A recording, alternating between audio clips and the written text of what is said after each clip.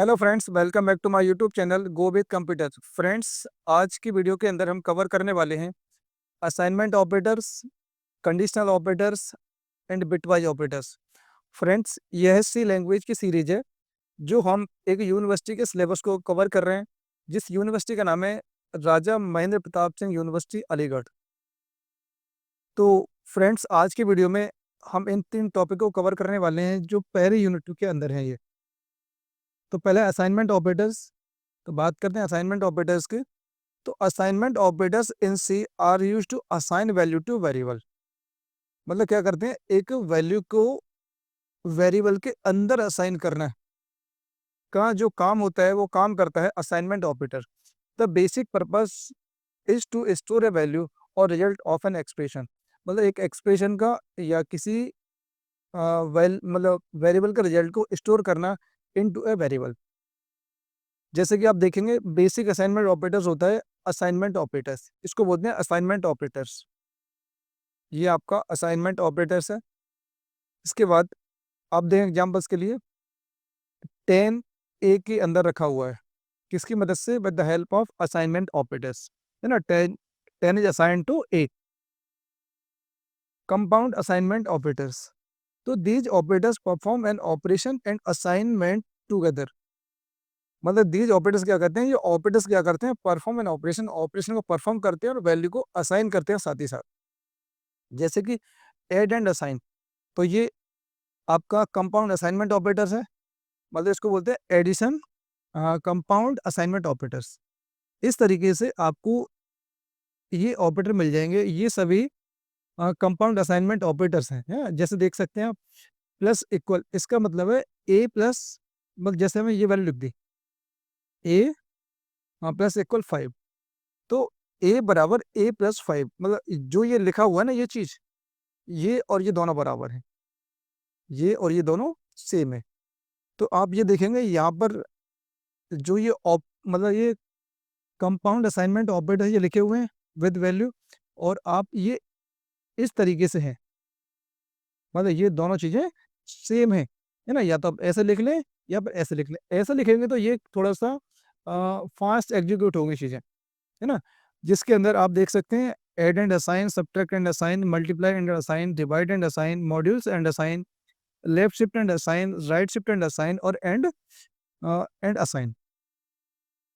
इसको देखेंगे आप conditional operators. The conditional operators is use sorry the conditional operator is also called the ternary operators because it works on 3 operands. मतलब conditional operators एक ऐसा operator है जो 3 operands के ऊपर काम करता है। जैसे कि आप देखेंगे, ये कंडीशन है, ये एक एक्सप्रेशन है, और ये एक एक्सप्रेशन है। यदि ये कंडीशन ट्रू होती है तो अ, ये मतलब ये एक्सप्रेशन क्या हो गई? एग्जीक्यूट हो गई।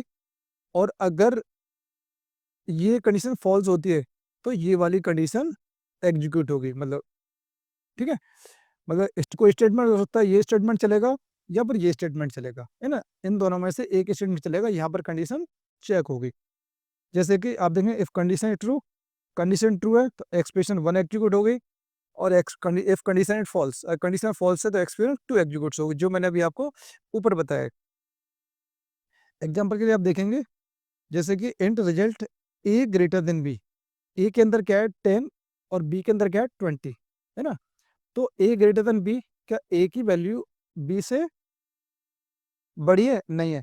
तो इसमें ए ना स्टोर होके बी स्टोर हो जाएगा, है ना। तो रिजल्ट में चला जाएगा 20, क्योंकि कंडीशन हो चुकी है यहाँ पर फॉल्स। क्योंकि आप देखेंगे ए के अंदर जो वैल्यू है वो 10 है, और बी के अंदर वैल्यू है 20 है, तो ए बड़ा नहीं है ना। तो यहाँ लिखा है ए ग्रेटर देन बी, क्या ए बी से बड़ा है? बिल्कुल भी नहीं है। तो बी स्टोर हो जाएगा रिजल्ट के अंदर, रिजल्ट आएगा 20। यहाँ देखेंगे एग्जाम्पल N7। यहाँ देखेंगे एन को मतलब मॉड्यूल्स करेंगे 2 से। मैंने अभी पिछले वीडियो में ये बात बताई हुई है। एन को मॉड्यूल्स करेंगे 7 से, तो 7 मॉड्यूल्स 2, तो ये रिजल्ट आ गया 1, रिमाइंडर 1 बचा, इक्वल 0। क्या? देखो, ये 1 0 के बराबर है? नहीं है ना। अगर 1 0 के बराबर नहीं है तो ये स्टेटमेंट एग्जीक्यूट नहीं होगी, ये वाली स्टेटमेंट एग्जीक्यूट होगी, है ना। तो यही काम है टर्नरी ऑपरेटर का। इसके बाद bit operators, bit wise operators only work on binary numbers.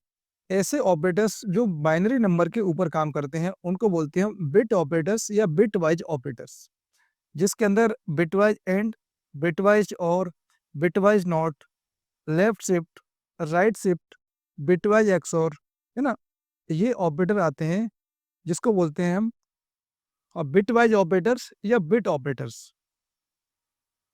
Example के लिए आप देख सकते हैं यहाँ पर, है ना, ये इंट A5 B3। तो अब क्या है, 5 का जो बाइनरी होता है वो ये होता है, 3 का बाइनरी जो होता है int result A and B। इन सबको हम इस यूनिट के बाद, मतलब यूनिट पहली यूनिट कंप्लीट हो चुकी है यहाँ पर, अब इस यूनिट के बाद मैं कम से कम आपको 10 एग्जाम्पल कराऊंगा इसके, और इसके बाद हम नेक्स्ट यूनिट को कवर करेंगे। तो फ्रेंड्स, आई होप, मैं उम्मीद करता हूँ कि वीडियो आपको पसंद आई होगी। यदि आपको वीडियो पसंद आई है तो प्लीज़ चैनल को सब्सक्राइब कर लें, यदि अब तक नहीं किया वीडियो को लाइक कर दें, अपने दोस्तों के साथ शेयर करना बिल्कुल भी ना भूलें।